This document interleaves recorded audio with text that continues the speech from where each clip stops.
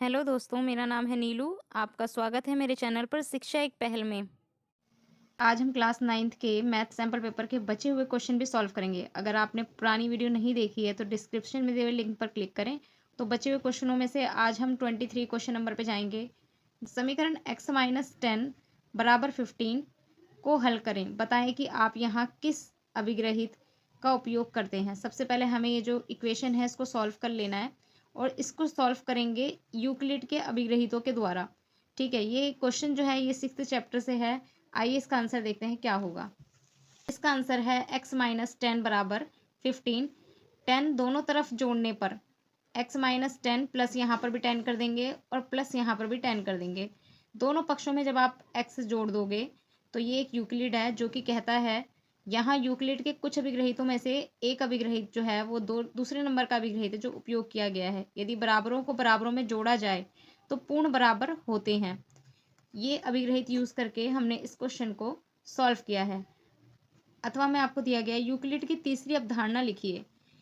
Euclid की तीसरी अभिधारणा है यदि बराबरों को बराबरों में से घटाया जाए तो शेषफल भी बराबर होते हैं। क्वेश्चन नंबर 24 है 10 लड़कों की ऊंचाई सेंटीमीटर में इस प्रकार दे रखी है। ये सारी 10 लड़कों की ऊंचाई दे रखी है और उन्होंने वर्ग अंतराल भी नीचे दिया हुआ है, तो हमें एक टेबल बनानी है। क्वेश्चन नंबर 24 का आंसर आइए देखते हैं। आंसर है वर्ग अंतराल। इस तरीके से वर्ग अंतराल को लिख देंगे 100 से 120 तक, 120 से 140 तक, 140 से 160। इस तरीके से पूरा अंतराल को कंप्लीट कर लेंगे और उसके सामने बारंबारता लिखेंगे। 100 से 120 तक कितनी डिजिट हैं? तो एक डिजिट है तो एक लिख देंगे, यदि 3 डिजिट है तो 3 लिख देंगे, 2 है तो 2 लिखेंगे। इस तरीके से बारंबारता का मतलब यही होता है कि वो डिजिट कितनी बार आई हुई है, तो उसको हम यहाँ पे लिख लेंगे। आइए अगला क्वेश्चन देखते हैं। Question number 25। क्वेश्चन नंबर 25 है सिद्ध कीजिए कि यदि सर्वांगसम वृत्तों की जीवाएं अपने केंद्रों पर समान कोण बनाती हैं तो जीवाएं बराबर होती हैं। आइए इसका आंसर देखते हैं। यह है क्वेश्चन नंबर 25 का आंसर, जिसमें सबसे पहले दो वृत्त बना लेने हैं और दोनों वृत्त को बनाने के बाद हम देखेंगे दिया क्या है हमें। एंगल 1 दे रखा है और एंगल 2। एक वृत्त में एंगल 1 है, एक वृत्त में एंगल 2 है। ठीक है, और हमें क्या दे रखा है कि ए ओ बराबर है सी ओ के, क्योंकि त्रिज्या हमेशा बराबर होती हैं। उसी तरह बी ओ बराबर है डी ओ के। तीन चीज़ें जो है हमें क्वेश्चन में ही दे रखी है। हमें सिद्ध क्या करना है, ए बी बराबर सी डी। अब हमें ए बी बराबर सी डी सिद्ध करना है तो इसके लिए हमें क्या करना होगा कि दोनों के दोनों जो एंगल हमें दे रखे हैं, दोनों त्रिभुज दे रखे हैं, उन दोनों त्रिभुजों को हमें बराबर दिखाना होगा, सर्वांगसम दिखाना होगा। और सर्वांगसम दिखाने के लिए हमें क्या करना चाहिए, कोई भी तीन चीज़ें बराबर कर दो ट्रायंगल के अंदर। हालांकि दो चीज़ें हमें पहले से ही दे रखी हैं और तीसरा एंगल भी हमें बराबर दे रखा है, तो ऑलरेडी ये क्या हो गए, सर्वांगसम हो गए, यानी कॉन्ग्रुएंस हो गए। किसके द्वारा? एस एस नियम के द्वारा। एस एस नियम होता है साइड एंगल साइड रूल। उसके बाद में जो हमें सिद्ध करना था, ये सिद्ध हो जाएगा अपने आप से congruence part of congruence triangle, यानी कि सर्वांगसम त्रिभुज के सर्वांगसम भाग। आइए अगला क्वेश्चन देखते हैं। क्वेश्चन नंबर 26 है हर का परिमेयकरण कीजिए। अब हर दिया हुआ है यहाँ पे, ये ऊपर वाला होता है अंश यानी कि न्यूमरेटर और नीचे होता है हर यानी कि डिनोमिनेटर। तो नीचे जो हर दे रखा है उसका हमें परिमेयकरण करना है, यानी कि रैशनलाइजेशन करना है। आइए इस क्वेश्चन का आंसर देखते हैं। रैशनलाइजेशन में हमें क्या करना है कि प्लस में दी हुई डिजिट को हम सामने रखेंगे तो माइनस में रखेंगे। ठीक है, माइनस में रखने के बाद इसकी क्रॉस मल्टीप्लाई कर देंगे। यहाँ पर एक फॉर्मूला लगेगा ए प्लस बी की होल स्क्वायर वाला, उसे लगाकर हम इसे ओपन कर देंगे। ओपन करने के बाद इस तरीके से कैलकुलेशन में आंसर ये आ जाएगा। ठीक है, अब हमें क्या करना है, हम अभी भी देख रहे हैं जो नीचे वाली डिजिट है वो किस में है, रूट में है। तो रूट हटाने के लिए हमें फिर से इसका हर का परिमेयकरण करना पड़ेगा और हम दोबारा इसका परिमेयकरण करते हैं। फिर से सेम उसी तरह करना है, हमें आपस में क्रॉस मल्टीप्लाई कर देनी है। ऊपर दी हुई डिजिट की क्रॉस मल्टीप्लाई कर देनी है हमें। उसके बाद में इस तरीके से इसे सॉल्व करना है। सॉल्व करके जब आप कैलकुलेशन करके नीचे आएंगे तो आंसर आएगा आपका 6 माइनस 7√3 माइनस 2√2 प्लस 3√6 और अपॉन में -4। ये इसका आंसर हो जाएगा। चलिए नेक्स्ट क्वेश्चन पे करते हैं। एक बार आप इस क्वेश्चन को ध्यान से देखिए, आपको समझ में आ जाएगा। क्रॉस मल्टीप्लाई की गई है इसके अंदर, यानी गुणा की गई है क्रॉस में, तो उसे ही सॉल्व करके ये आंसर आसानी से निकल के आ जाएगा। नेक्स्ट क्वेश्चन है क्वेश्चन नंबर 27। दिए गए चित्र में QP बराबर ML है, x का मान ज्ञात कीजिए। यानी हमें एंगल B जो है x है उसको फाइंड करना है। आइए देखते हैं इसका आंसर क्या होता है। सबसे पहले वही हम काम करेंगे। हमें करना क्या है कि दिया है लिखना और रचना लिखनी है, यानी गिवन क्या है और कंस्ट्रक्शन क्या किया है हमने वो लिखना हैगा। दिया है पी क्यू बराबर एल एम, हमें क्वेश्चन में ही दे रखा है कि पी क्यू जो है वो पैरेलल है एल एम के, ठीक है, यानी दोनों ही लाइनें आपस में इक्वल हैं। उसी तरह हमने रचना की है, फिर एक लाइन खींची है जैसे कि आपको दिख भी रहा है, बी से सी लाइन है और ए से डी लाइन है, ये दो लाइनें खींची हैं।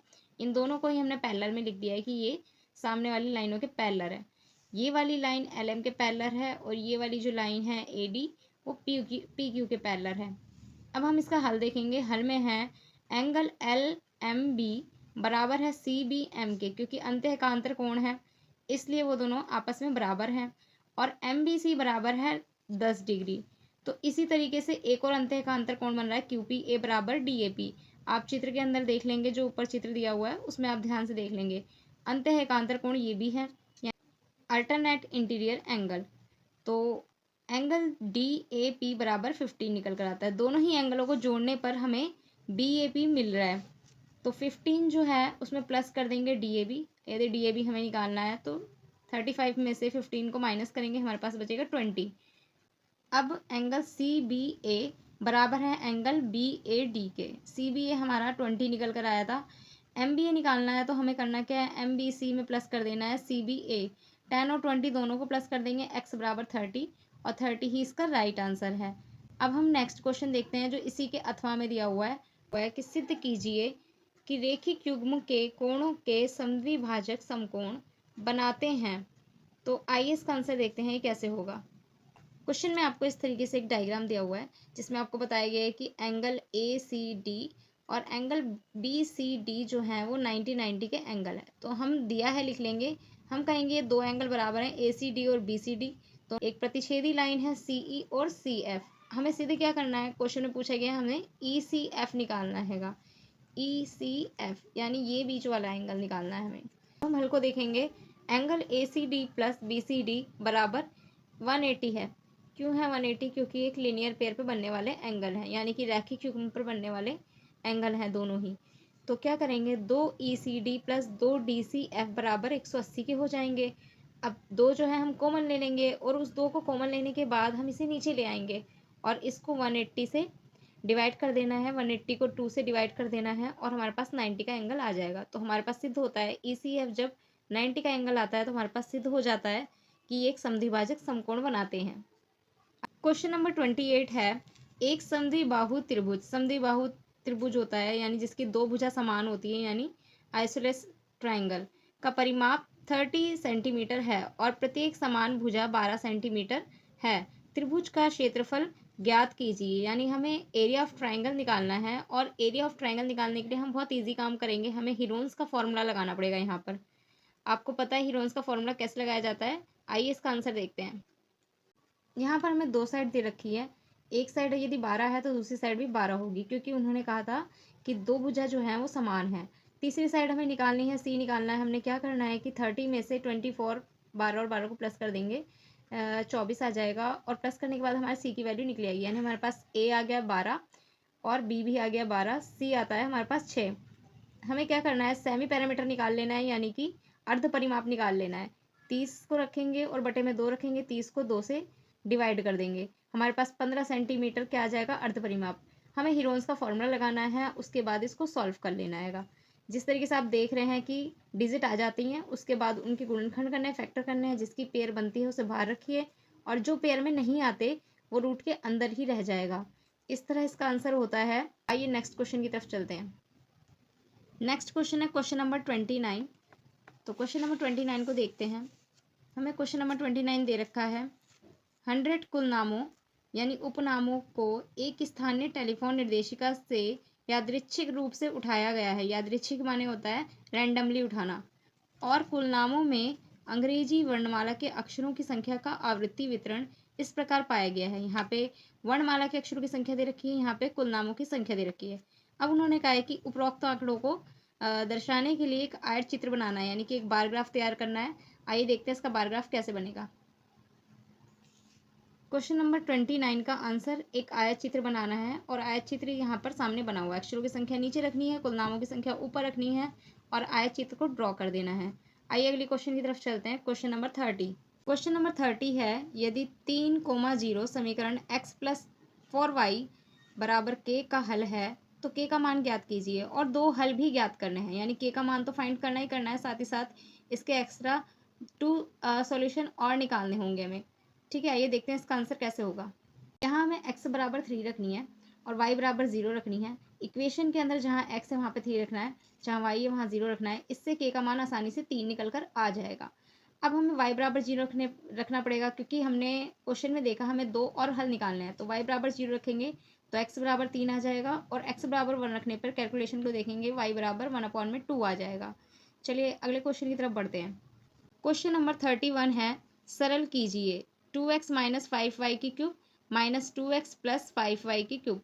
यहाँ पर क्यूब जो है थोड़ा सा हट चुका है, लेकिन इधर भी क्यूब ही है। आइए इसका आंसर देखते हैं। यह है क्वेश्चन नंबर 31 का आंसर, जिसमें लिखा हुआ है कि 2x माइनस 5y क्यूब और minus 2x plus 5y cube. हमें क्या करना है कि दोनों में फॉर्मूला लगाना है a cube minus B cube वाला, और a cube minus B cube लगाकर हम इसे आसानी से सॉल्व कर सकते हैं। जैसे कि आप देख पा रहे हैं, इसका आंसर निकल कर आता है 10y ब्रैकेट में 25y² प्लस 12x²। इसमें बस हमें क्या करना है कि ऊपर एक फॉर्मूला जो है लिखा हुआ, उसको इसमें पुट कर देना है और कैलकुलेशन को सॉल्व कर लेना है। जो प्लस प्लस जो वाली संख्या है उन्हें आपस में प्लस कर देना है, जो प्लस माइनस वाली है उन्हें क्रॉस कर देना है। जैसे कि बीच बीच में कटी हुई संख्या है, जैसे ये प्लस का 10 था और ये माइनस का 10 था, इसे हमने क्रॉस कर दिया था। बाकी डिजिट पुट करते ही आप समझ जाएंगे कि कितनी आसानी से ये क्वेश्चन सॉल्व हो रहा है। चलिए अगले क्वेश्चन की तरफ बढ़ते हैं। क्वेश्चन नंबर 31 के अथवा में, यानी कि और में आपको एक क्वेश्चन दिया हुआ है, यदि x बराबर 3 प्लस √5/2 है तो x² प्लस x अपॉन में x² का मान निकालिए। यानी x की वैल्यू दे रखी हो और आगे का हमें खुद से फाइंड करना है। तो देखिए आइए इसका आंसर क्या होता है। यहाँ पर हमें x की वैल्यू दे रखी है, और x की वैल्यू को हम जब 1 में x में लगाएंगे तो हमें इसका रैशनलाइजेशन कर लेना है। रैशनलाइजेशन करने के बाद में, यानी कि परिमेयकरण करने के बाद में कुछ इस तरीके से आंसर आएगा आपका। 1 में x की वैल्यू आ जाएगी आपकी 3 माइनस √5/2। 3 माइनस √5/2 आने के बाद आगे का सॉल्यूशन करेंगे हम। हमें जो इक्वेशन दे रखी थी, x² प्लस 1 में x² इज इक्वल टू, अब हम इसको क्या करेंगे, स्क्वायर में लगा लेंगे। ये जो स्क्वायर था इसको हम कॉमन में लेकर एक बारी में लगा लेंगे, और फिर उसके बाद में इसको हमें सॉल्व करना है उसी फॉर्मूले के साथ में कि a की स्क्वायर प्लस b की स्क्वायर प्लस 2ab, ये वाला फॉर्मूला लगा के इसको सॉल्व करेंगे। जब फॉर्मूला लगा के सॉल्व कर लेंगे तो हमारे पास आता है x की स्क्वायर प्लस 1 में x² प्लस 2। ये आने के बाद में हम क्या करेंगे, हमें फॉर्मूले के अंदर चीज़ों को पुट कर देना है। जो डिजिट थी उसको यहाँ पे रख लेना है इसके बराबर में, x² प्लस 1 में x² प्लस 2। इसके बराबर में हमें ऊपर आई दोनों डिजिट को प्लस और माइनस में रख लेना है। जब ये प्लस और माइनस में हम रखेंगे तो जाहिर सी बात है दोनों ही डिजिट कट जाएंगी, और हमारे पास आ जाएगा 6/2, और 6/2 भी आपस में कैंसिल हो जाएगा। हमारे पास आएगा x² प्लस 1 में x² प्लस 2, और 9 माइनस 2 आ जाएगा, क्योंकि यहाँ पर आप देख ही पा रहे हैं कटने के बाद में 9 माइनस 2 आ रहा है, क्योंकि यहाँ पर कितना बचेगा, 3 बचेगा, और 3 की स्क्वायर करेंगे 3 3 जा 9 हो जाएगा। 9 में से ये वाला 2 माइनस कर देंगे, माइनस करने के बाद हमारे पास 7 आ जाएगा। यानी x² प्लस 1 में x² की वैल्यू हमारे पास 7 आ रही है, और यही हमें क्वेश्चन में निकालनी भी थी। चलिए नेक्स्ट क्वेश्चन की तरफ बढ़ते हैं। हमारा अगला क्वेश्चन है क्वेश्चन नंबर 32। क्वेश्चन नंबर 32 में हमें दे रखा है कि ए बी एक रेखाखंड है, जो कि हमें दिया हुआ है यहाँ पे चित्र के अंदर। ए बी एक रेखाखंड है, P और Q ए बी के विपरीत, और इस प्रकार बिंदु A और B है कि उनमें से प्रत्येक बिंदु A और B से समान दूरी पर हैं। चित्र को जैसा कि दिखाया गया है उस तरीके से हम देखकर इसमें अंदाजा लगा लेंगे। दर्शाएं कि रेखा पी क्यू ए बी का लंब समद्विभाजित है, यानी कि पी क्यू जो है वो ए बी को 90 के एंगल पे कट कर रहा है। ये चीज़ हमें दर्शानी है। तो आइए इसका आंसर देखते हैं कैसे होगा। सबसे पहले हम लिख लेंगे कि क्वेश्चन में हमें क्या दिया है। पी ए बराबर पी बी, जो कि हम इक्वेशन नंबर 1 मान लेंगे। क्यू ए बराबर क्यू बी इक्वेशन नंबर 2 मान लेंगे, और इसका हल निकालेंगे। सबसे पहले हमें दो ट्राइंगल ले लेने हैं पी ए क्यू। आप देख पा रहे होंगे पी ए क्यू यानी कि ये वाला एंगल, ठीक है, पी ए क्यू ये वाला एंगल, और दूसरा एंगल है पी बी क्यू ये वाला एंगल। तो दोनों एंगलों को हमें सर्वांगसम दिखाना है। सर्वांगसम दिखाने के लिए 3 चीज़ें हमें इक्वल करनी पड़ेगी, तभी वो कॉन्ग्रुएंस होंगे। पी ए बराबर पी बी हमें ऑलरेडी दिया हुआ है, क्यू ए बराबर क्यू बी भी हमें दिया हुआ है, लेकिन पी क्यू लाइन जो है, यानी पी क्यू लाइन जो है वो इसके अंदर भी कॉमन है और इसके अंदर भी कॉमन है, तो ये उभयनिष्ठ हो जाएगा। इस तरह ये आपस में सर्वांगसम हो जाएंगे, यानी SAS नियम के द्वारा, साइड साइड साइड नियम द्वारा ये कॉन्ग्रुएंस हो जाएंगे। अब हम आगे आते हैं कि इसका एक जो पार्ट है उसे हमें बराबर करना है, APQ को बराबर करना है BPQ के, तो CPCT के द्वारा ये भी बराबर हो जाएगा। अगले एंगल की तरफ आते हैं कि एंगल PAC और एंगल PBC में AP बराबर BP दिया है, एंगल APC बराबर BPC, जिसके अंदर PC बराबर PC उभयनिष्ठ है, कॉमन है। PC जो है ये लाइन, ये इन दो ऊपर वाले एंगलों के अंदर कॉमन लाइन है, इस एंगल में भी आती है और इस एंगल में भी आती है, दोनों ट्राइंगल के अंदर ये लाइन कॉमन आती है। तो हमें करना क्या है कि दोनों मतलब 3 तरीके से ये बराबर हो जाती है, और बराबर होने के बाद SAS नियम द्वारा ये जो ऊपर वाले ट्राइंगल हैं ये भी आपस में इक्वल हो जाते हैं। पहले हमने बड़े वाले ट्राइंगल निकालते, बाद में ऊपर वाले एंगल देखे, ट्राइंगल देखे, और इन दोनों को भी SAS नियम द्वारा बराबर निकाल दिया। फिर इसका भी एक एंगल इक्वल हो जाएगा ACP और BCP, वो CPCT के द्वारा इक्वल हो जाएगा। उसके बाद ACP और BCP को जब प्लस करेंगे तो ये 180 यानी एक लीनियर इक्वेशन के थ्रू इक्वल है, 180 के बराबर है। तो 2 ACP लिख लेंगे, जब ये दोनों आपस में बराबर हैं तो हम BCP को ACP भी लिख सकते हैं। तो 2 ACP लिख लेंगे और इसको डिवाइड कर देंगे। डिवाइड करने के बाद हमारे पास 90 आता है। तो PQAB का लंब समद्विभाजक है, ये आसानी से निकल जाता है जब एक एंगल 90 का आ गया। आइए अगले क्वेश्चन की तरफ बढ़ते हैं। क्वेश्चन नंबर 32 के अथवा में हमें दिया हुआ है AD एक समद्विबाहु त्रिभुज ABC का शीर्षलंब है, जिसमें AB बराबर AC है। दर्शाइए कि पार्ट 1 कहता है AD बराबर BC को समद्विभाजित करता है, पार्ट 2 है AD जो है वो A एंगल को समद्विभाजित करता है। आइए देखते हैं इसका आंसर क्या होगा। इस क्वेश्चन का डायग्राम कुछ इस तरीके से बन जाएगा। AD जो है लंब है वो BC के ऊपर, तो दो ट्राइंगल बन रहे हैं, दोनों ट्राइंगल को हमें कॉन्ग्रुएंस दिखाना है। तो एक लाइन जो है AD बराबर AD वो कॉमन हमें दिख रही है, 2 लाइन हमें ऑलरेडी बराबर दे रखी हैं, एक एंगल जो है वो 90 का वो भी हमें बराबर दे रखा है दोनों में ही। तो ये RHS के नियम द्वारा जो है कॉन्ग्रुएंस हो जाएगा, और इसकी एक साइड BD बराबर CD CPCT के द्वारा इक्वल हो जाएगी, और अतः ये एक समद्विभाजित करता है BC को। उस सेकंड पार्ट पे हम आएंगे। इसका सेकंड पार्ट है एंगल BAD कॉन्ग्रुएंस करेंगे CAD के, ठीक है। एंगल BAD बराबर हो जाएगा CAD के CPCT के द्वारा, अतः जो AD है वो A को समद्विभाजित करता है। नेक्स्ट क्वेश्चन, क्वेश्चन नंबर 33 देखेंगे ऊपर कि x बराबर √3 - 2 अपॉन √3 + 2 और y बराबर √3 + 2 अपॉन में √3 - 2, तो x² + y² + xy का मान ज्ञात कीजिए। सबसे पहले तो हम जो है x² + y² का मान निकाल लेंगे, ठीक है।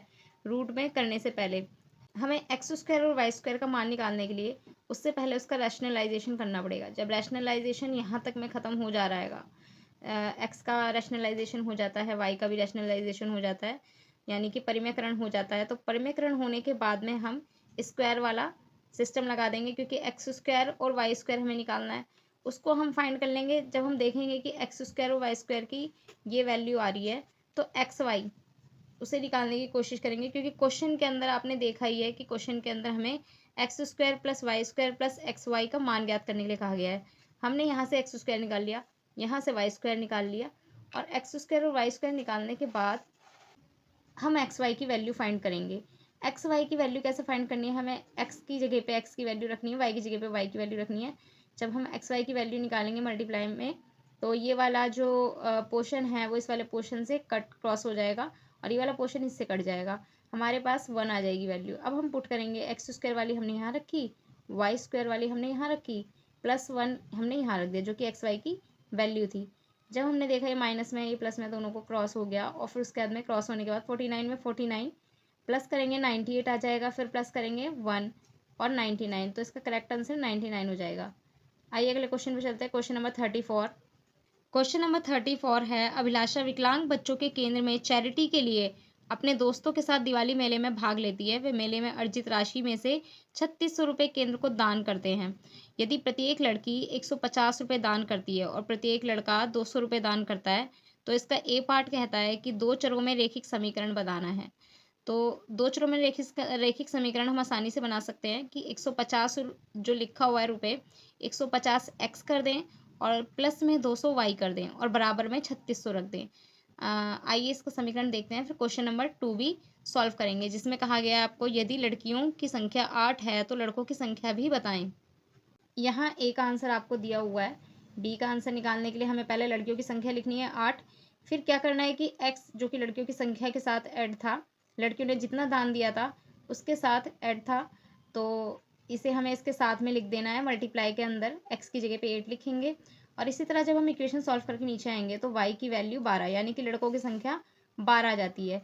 आइए इसका अथवा में जो क्वेश्चन दिया हुआ है उस क्वेश्चन पे भी नज़र डालते हैं। क्वेश्चन नंबर 34 के अथवा में हमें दे रखा है 3y बराबर 8x को ax प्लस बी वाई बराबर c के रूप में लिखना है। a, b और c के मान ज्ञात कीजिए और दो हल भी ज्ञात कीजिए। दो हल भी निकालना है यहाँ पर। समीकरण के आप कितने हल ज्ञात कर सकते हैं ये भी बताना आएगा। तो आइए इसका आंसर देखते हैं, इसका आंसर क्या होगा। जैसा कि हमें क्वेश्चन में दे रखा है 3y बराबर 8x माइनस 3y बराबर 0 हो जाएगा। तो यहाँ से हम a, b, c की वैल्यू निकाल लेंगे। a, b, c की वैल्यू निकालने के बाद हमें इसके दो हल निकालने हैं। पहले हम x को 0 मान लेते हैं तो y भी 0 आ जाएगा। दूसरी बार में हम x को 1 मान लेते हैं और y भी 8/3 हो जाएगा। तो इसके अनेक हल ज्ञात किए जा सकते हैं, इसके इन्फिनिटी सॉल्यूशन हो सकते हैं। आइए हम क्वेश्चन नंबर 35 देखते हैं। अगला क्वेश्चन नंबर 35 है एक्स अपॉन में वाई प्लस वाई अपॉन में एक्स बराबर -1 है, जहाँ एक्स इक्वल टू नहीं नॉट है 0, वाई इक्वल टू नॉट है 0, यानी एक्स 0 के बराबर नहीं होगा, वाई 0 के बराबर नहीं होगा। तो एक्स की क्यूब माइनस वाई की क्यूब का मान ज्ञात करना है। आइए देखते हैं इसका आंसर क्या होता है। जैसा कि ऊपर क्वेश्चन में दिया हुआ था एक्स की क्यूब माइनस वाई की क्यूब, तो हमने इसका फॉर्मूला लिख लिया है। फॉर्मूला लिखने के बाद में उसे इक्वेशन नंबर 1 बना देंगे। इक्वेशन नंबर 1 बनाने के बाद हमें जो दिया हुआ है क्वेश्चन में एक्स अपॉन में वाई प्लस वाई अपॉन में एक्स बराबर -1 है, उसे भी हम लिख लेंगे और वहाँ से भी एक इक्वेशन क्रिएट कर लेंगे एलसीएम के थ्रू। उसके बाद में एक्स वाई दोनों पक्ष में जोड़ देंगे हम। दोनों पक्षों में जब हम एक्स वाई को जोड़ देंगे तो इधर हमने X square plus Y square में एक्स वाई को जोड़ दिया, यहाँ भी हमने माइनस के एक्स वाई में एक्स वाई को जोड़ दिया। X square plus Y square plus X Y बराबर 0, ये इक्वेशन नंबर 2 बन गई। 2 में से हम 1 को घटा देंगे और हमारे पास क्या आंसर आ जाएगा, और 0 ही आंसर आ जाएगा। तो आइए नेक्स्ट क्वेश्चन की तरफ चलते हैं। Question number 36। क्वेश्चन नंबर 36 एक केस स्टडी है। कक्षा 9 के छात्र एक स्टेडियम का दौरा करते हैं। शिक्षक उन्हें निर्देशांक ज्यामिति के आधार पर विभिन्न छात्रों और वक्ता के बीच बैठने की व्यवस्था का निरीक्षण करने के लिए एक गतिविधि सौंपता है। छात्र आश्चर्यचकित हो गए जब शिक्षक ने उनसे पूछा कि आपको छात्रों और वक्ता की बैठने की व्यवस्था पर निर्देशांक ज्यामिति लागू करने की आवश्यकता है। तो उपरोक्त जानकारी के आधार पर निम्नलिखित प्रश्नों के उत्तर दीजिए। तो पहला प्रश्न क्या है कि वाई अक्ष से बिंदु की लंबवत दूरी ज्ञात करें। अब वाई अक्ष से आप देख पा रहे हैं इसके अंदर कितने बिंदु हैं, डी है, ए है, एच है और ई है। तो आगे हम इसका आंसर देखते हैं। आइए क्या होता है इसका आंसर। वाई एक्स से बी जो है वो 1 पॉइंट की दूरी पर है, आप देख पा रहे हैं। ए जो है वो 4 इकाई पर है यानी कि 4 यूनिट पर है। एच 8 यूनिट पर है और जो ई है वो 10 यूनिट दूर है वाई से। क्वेश्चन नंबर 2 देखेंगे। यहाँ पे क्वेश्चन नंबर आपको 2 दे रखा है। बिंदु डी किस चतुर्थांश में स्थित है। डी आप देख पा रहे हैं, ये होता है चतुर्थांश 1, ये होता है क्वाड्रेंट 2, क्वाड्रेंट 3 और क्वाड्रेंट 4। तो बिंदु डी जो है वो क्वाड्रेंट 3 में है, जो यानी कि चतुर्थांश 3 में है। अब क्वेश्चन 3 देखेंगे। एक्स अक्ष के समक्ष बिंदु बी के प्रतिबिंब के निर्देशांक लिखें। एक्स अक्ष के समक्ष बिंदु बी के प्रतिबिंब के निर्देशांक हैं 1, -4, यानी कि एक्स की जगह पर 1 है और वाई की जगह पे -4 है। ठीक है, प्रतिबिंब कहने का मतलब है ऊपर की जगह नीचे की ओर हमें देखना है, इसका अपोजिट में देखना है। और यहाँ पे प्लस का था तो नीचे आके माइनस का होएगा, इसलिए -4 लिखा गया है। नेक्स्ट क्वेश्चन की तरफ चलते हैं। Question number 37। क्वेश्चन नंबर 37 जो है उससे पहले हम देखेंगे कि क्वेश्चन नंबर 36 का अथवा में एक क्वेश्चन दे रखा है कि भुज बताइए। बी का भुज क्या है। बी का भुज 1 है और सी का भुज जो है, कोटि जो है वो -2 है। ठीक है, तो क्वेश्चन नंबर 37 को अच्छी तरीके से रीड कर लेंगे। आइए इसके क्वेश्चन की तरफ चलते हैं। क्वेश्चन नंबर 37 का फर्स्ट पार्ट है, गोलाकार संरचना के आधार पर वृत्त का क्षेत्रफल क्या है। वृत्त का क्षेत्रफल देखेंगे। वृत्त के क्षेत्रफल का फॉर्मूला होता है पाई आर स्क्वायर। तो पाई रखेंगे, आर यानी कि 55 है जो कि हमें क्वेश्चन में दे रखी है। ठीक है, और स्क्वायर कर देंगे, उसका स्क्वायर करने के बाद हमारे पास कैलकुलेशन के बाद ये आंसर आ जाएगा 9503.32। अब हम इसके पार्ट 2 पे चलेंगे। पार्ट 2 में हमें बोला यदि गोलार्ध की त्रिज्या आधी कर दी जाए, यानी जो त्रिज्या 55 थी उसकी हाफ कर दी जाए तो क्या होगी। पहले हम जो हमें अनुपात निकालना है वो गोलार्ध की त्रिज्या फुल त्रिज्या पर भी निकालना है, फिर जब उसकी आधी कर देंगे तब भी निकालना है। तो जब हमने पूरी त्रिज्या रखी है हमारे पास 6050 पाई आ रहा है। जब हम इसकी त्रिज्या आधी कर देंगे यानी कि 27.5 कर देंगे तब इसका क्षेत्रफल हमारे पास में क्या आ जाएगा 1512.5 पाई। अब पाई से पाई कैंसिल हो जाएगा और इसे आपस में डिवाइड करेंगे तो हमारे पास आंसर क्या आ जाएगा 1/4 1:4। इसी क्वेश्चन का पार्ट 3 देखेंगे और पार्ट 3 में हमें आयतन निकालना है यानी कि पाई एच स्क्वायर अपॉन में 3। ये हम फॉर्मूला लगा लेंगे। फॉर्मूला लगाने के बाद में हम इसका आयतन आसानी से निकाल सकते हैं। आसानी से इसका आयतन निकलेगा। कैलकुलेशन को ध्यान से देखें और सॉल्व करें। अब हम इस पेपर के लास्ट क्वेश्चन की तरफ चलते हैं, क्वेश्चन नंबर 38। क्वेश्चन नंबर 38 पे पहुंचने से पहले हम देखेंगे यदि क्वेश्चन नंबर जो 37 है उसका अथवा में भी एक क्वेश्चन दे रखा है। अर्ध गोलाकार गुंबद के आधार की त्रिज्या 90 मीटर है तो उसे ढकने के लिए आवश्यक कपड़ा ज्ञात कीजिए। हमें वही फॉर्मूला लगाना है 2 पाई आर का, बाउंड्रीज वाला जो वृत्त की बाउंड्री का फॉर्मूला होता है उसी को हमें लगाना है। 2 पाई और 90 लिख देंगे, फिर सॉल्व करने के बाद हमारे पास आंसर आ जाएगा 50893.8 मीटर। जो 38 क्वेश्चन है वो भी एक केस स्टडी तीसरे नंबर की केस स्टडी है, तो इसको भी बहुत ध्यान से पढ़ लेंगे। आइए इसके भी क्वेश्चन सॉल्व करते हैं हम। क्वेश्चन नंबर 38 के 3 पार्ट हैं। पहला पार्ट है बी और सी को ओ के साथ मिलाने से बनी आकृति का नाम बताइए। बी और सी को जब ओ के साथ मिलाएंगे तो यहाँ पे आप देख रहे हैं दो भुजाएं इसकी बराबर हैं तो ये समद्विबाहु त्रिभुज बन जाएगा। यानी पहले का आंसर क्या हो जाएगा समद्विबाहु त्रिभुज। जो दूसरा क्वेश्चन है वृत्त के व्यास की लंबाई ज्ञात कीजिए। आप जैसे कि क्वेश्चन में देखेंगे तो हमें त्रिज्या 7 दे रखी है। ठीक है, अगर हम वृत्त के व्यास की लंबाई देखें तो 7 दूनी कितनी हो जाएगी 14। ठीक है, क्वेश्चन नंबर 3 है यदि बी ओ सी इतना दिया हुआ है। आइए इसका आंसर हम देखते हैं। ये क्वेश्चन थोड़ा सा समझने के लिए है। सामने इस क्वेश्चन का आंसर आपको दिखाई दे रहा होगा कि एक वृत्त में बनने वाले दो कोण हैं एंगल बी ओ सी बराबर 2 ब्रैकेट में एंगल बी ए सी। इस तरीके से हम इसको आसानी से फाइंड कर लेंगे तो ए का मान 30 आ जाएगा। ठीक है, अब इसके अथवा में एक क्वेश्चन दे रखा है उस पर ध्यान देते। अथवा में हमें क्वेश्चन दे रखा है यदि बी ओ सी 70 डिग्री है तो इसका प्रतिवर्त मतलब रिफ्लेक्स एंगल बी ओ सी का रिफ्लेक्स एंगल निकालना है और बी ए सी का मान भी ज्ञात करना है। ठीक है, तो आइए इसका आंसर देखते हैं। बी ओ सी का प्रतिवर्त यानी कि reflex of angle B O C 360 में से बी ओ सी को हम घटा देंगे। बी ओ सी हमें 70 दे रखा है क्वेश्चन के अंदर। ठीक है, अब 360 में से आप 70 घटा देंगे आपके पास कितना आ जाएगा 290। ठीक है, ये हमारा बी ओ सी का रिफ्लेक्स निकल कर आ गया। फिर बी ओ सी हम कैसे निकाल सकते हैं 2 एंगल बी ए सी। बी ए सी जो है उसको रखेंगे हम, बी ए सी का हमें मान निकालना है। बी ओ सी की वैल्यू 70 थी, 70 बटे में 2 रखेंगे और बी ए सी की वैल्यू 35 आ जाएगी। तो दोनों ही एंगल फाइंड हो जाते हैं। सो स्टूडेंट्स यहाँ पर आपका ये सैम्पल पेपर ख़त्म होता है मैथ का। अगर आपको और भी सैम्पल पेपर चाहिए तो आप कमेंट में लिख के भेजिए आपको कौन से सब्जेक्ट का कौन सा सैम्पल पेपर के सॉल्यूशन चाहिए। तो यदि आप कमेंट में लिखते हैं तो मैं आपको आगे भी इन सैम्पल पेपर के सॉल्यूशन प्रोवाइड करा दूँगी। और यदि आपको वीडियो पसंद आई तो चैनल को सब्सक्राइब करें, वीडियो को लाइक करें और शेयर ज़रूर करें ताकि और बच्चों की भी हेल्प हो सके इससे।